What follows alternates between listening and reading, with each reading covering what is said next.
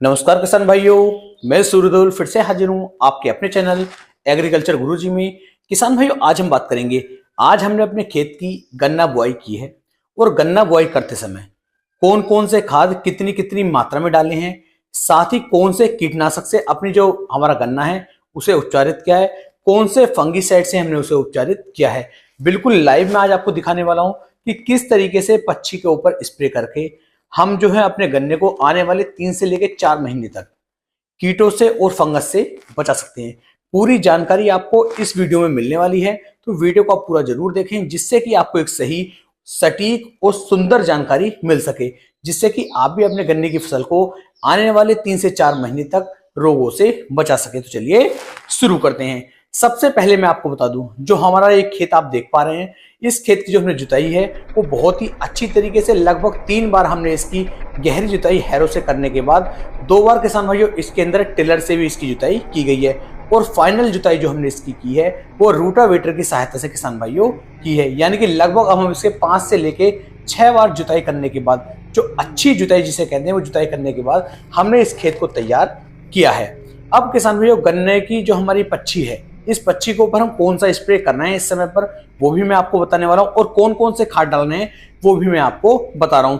तो इसके अंदर जो हमने खादों का उपयोग किया है वो एनपीके का हमने उपयोग इसके अंदर नहीं किया। जो एनपीके हमारा 12-32-16 आता है उसका उपयोग इसके अंदर नहीं किया गया है। इसके अंदर किसान भाइयों हमने जो हमारी सिंगल सुपर फास्फेट होती है उसका उपयोग किया है, साथ में किसान भाइयों पोटास का उपयोग किया है, साथ में सल्फर और यूरिया, इन चारों खादों का कॉम्बिनेशन तैयार करके हमने इन्हें जो है अपने गन्ने की फसल के अंदर डाला है। और उसके बाद जो आप स्प्रे कर देख रहे हैं, इस स्प्रे को हमने किया है। इनकी कितनी कितनी मात्रा ली गई है वो आप नोट कर सकते हैं। अगर आप बिल्कुल मेरी तरह से गन्ना बोना चाहते हैं तो इन मात्राओं को आप नोट कर लीजिए। तो किसानों, इसके अंदर हमने सिंगल सुपर फास्फेट की मात्रा ली है, वो ली है पूरी 100 किलोग्राम प्रति एकड़ के हिसाब से। जबकि जो हमारा ये टुकड़ा है ये 1 एकड़ का टुकड़ा नहीं है, आधा एकड़ का टुकड़ा है, यानी कि सिर्फ 3 बीघे का ये एक हमारा मतलब एक छोटी सी टुकड़ी है।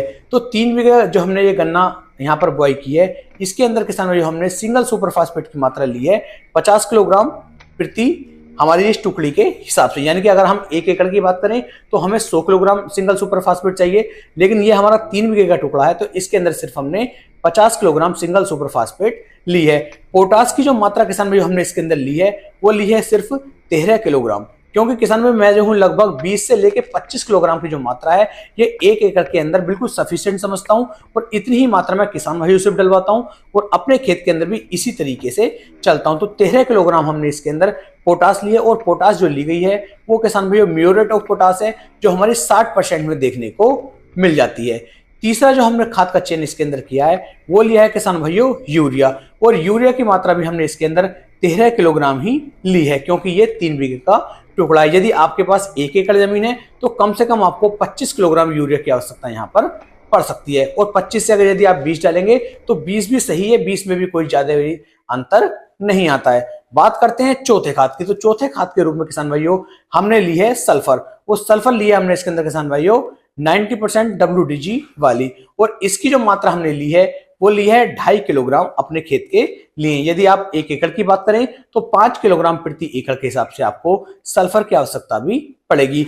इन चारों खादों को आपस में अच्छे से मिलाने के बाद किसान भाइयों खेत के अंदर गन्ने की जो पच्छियां हैं ये डाल दी गई हैं, और उसके ऊपर से इन खादों को हमने डाल दिया है, जिससे जो एक संपूर्ण खाद हमारे गन्ने की फसल के लिए बन जाता है, जो आने वाले एक लंबे समय तक हमारे गन्ने को स्वस्थ भी रखेगा, उसके अंदर टिल्लिंग भी बढ़ाएगा, कल्ले बढ़ाएगा, और गन्ने को हमारे को बिल्कुल भी सूखने नहीं देगा, क्योंकि ये एक संपूर्ण खाद है।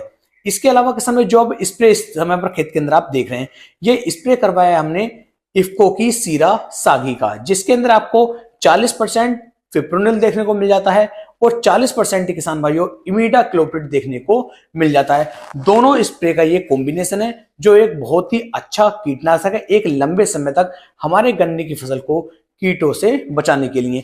चाहे तो आपके खेत के अंदर दीमक का अटैक चल रहा हो, या फिर किसान भाइयों खेत के अंदर हमारी व्हाइट ग्रफ का अटैक चल रहा हो, इस तरह की जितनी भी समस्याएं या जितने भी रोग हमारे गन्ने की फसल के अंदर देखने को मिलते हैं, उन सभी रोगों से हम अपनी फसल को इससे बचा सकते हैं।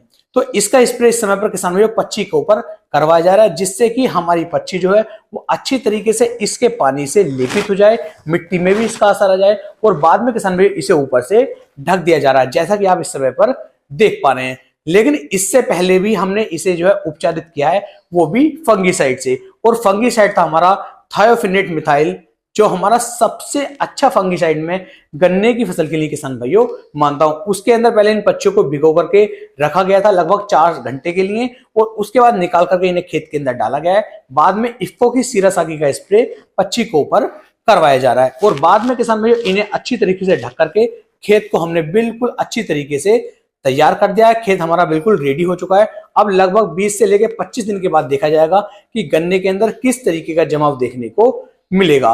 और यदि किसान भाई आपके खेत के अंदर आपको लगता है कि खरपतवार उगते हैं बहुत तीव्रता के साथ, तो आप नीचे कमेंट कर सकते हैं। उसके लिए भी मैं एक अलग से वीडियो बना दूंगा, जिससे कि आपके गन्ने की फसल के अंदर अलग से मतलब जो खरपतवार है वे फिर ना उग पाए। उम्मीद है मेरी ये जानकारी, मेरी ये वीडियो आपको बेहद पसंद आई होगी। वीडियो अच्छी लगी हो तो वीडियो को आप शेयर भी कर सकते हैं। फिर मिलेंगे एक नई वीडियो में, तब तक के लिए मेरे सभी प्यारे किसान भाइयों को जय हिंद, जय भारत, जय किसान, वंदे मातरम।